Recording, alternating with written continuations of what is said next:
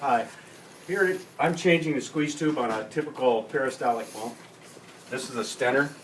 First thing you do is remove the two screws that hold the front cover plate on. This is the older model, the older style.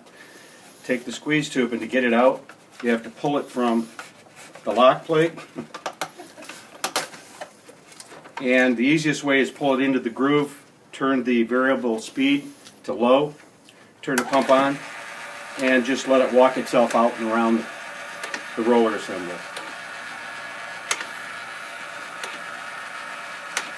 The slower it is, the easier it is to keep from getting your fingers pinched. Turn the pump off, pull the tube out, and replace it. Put a new one in. Before you do that, take the roller assembly, make sure that the rollers are nice and tight, that there's no wobble in the bearings. When you get done, slide it back in. It'll lock into the lower variable speed. Lock the groove into the pump housing.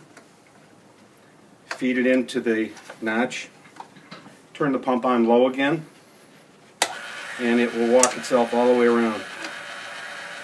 When it gets about halfway, you're going to want to pull on the squeeze tube to stretch it a little bit so that you can get it into the bottom groove over here again.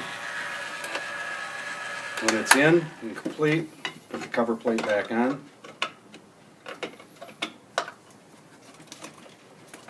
And this one has two screws. The newer style is even easier.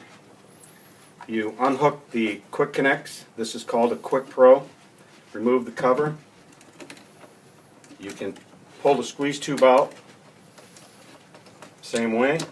This one has cams where the ears swing out where the other one's solid. Push them back in. Slide the cam in. Same as the other one, lock it in on the grooves. Push the squeeze tube around. Lock it into the other side. Take the reverse side of the cover, and the notches in will line up with the three screws. Then you snap the cams back out, put the lid back on, and clip the head. The new head can be replaced onto the older style pumps, but you have to buy the whole head assembly. After you get done putting in the squeeze tube, if you have the 1/4 inch tubing, you're going to check and make sure that the ferrules are in good shape.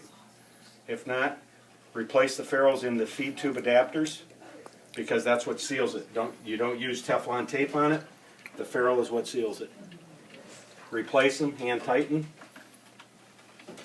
Another problem is the compression fittings on the front. They get worn.